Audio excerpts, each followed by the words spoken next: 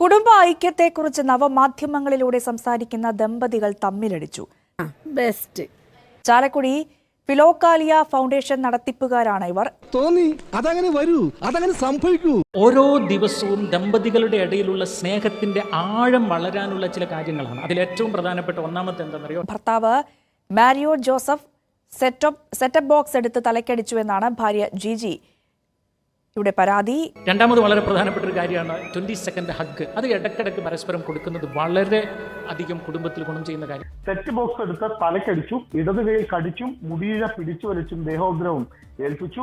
അത് ഇടയ്ക്കിടയ്ക്ക് ഭാര്യ ഭർത്താവിനും ഭർത്താവ് ഭാര്യയ്ക്കും പരസ്പരം കൊടുക്കുന്നത് വളരെ അധികം കുടുംബത്തിൽ ഗുണം ചെയ്യുന്ന കാര്യം. തന്റെ 70,000 രൂപയുടെ മൊബൈൽ ജിജി നശിപ്പിച്ചുവെന്ന് ഭർത്താവും പരാതിപ്പെട്ടു. എന്റെയും ചേട്ടായുടെയും ജീവിതമാണ് കേട്ടോ പറയണേ, ഒരു ആർട്ടിഫിഷ്യാലിറ്റി ഇല്ല. നിങ്ങൾ അനുഭവിക്കുന്നതിനെ കഴിഞ്ഞ് കൂടുതൽ ഞാനും ചേട്ടൻ അനുഭവിച്ചിട്ടുണ്ടാവാം. സത്യമാണോ ഈ പറയുന്നത്? ഞാനും ചേട്ടൻ അടി ഉണ്ടാക്കിയിട്ടുണ്ട്, ഡിവോഴ്സ് ചെയ്യാൻ തീരുമാനിച്ചിട്ടുണ്ട്. പക്ഷേ അത് എങ്ങനെ ടാക്കിൾ ചെയ്ത് കൊണ്ടുപോകുന്നു എന്നുള്ളതാണ് ഞങ്ങളുടെ ലൈഫിന്റെ അച്ചീവ്മെന്റ്.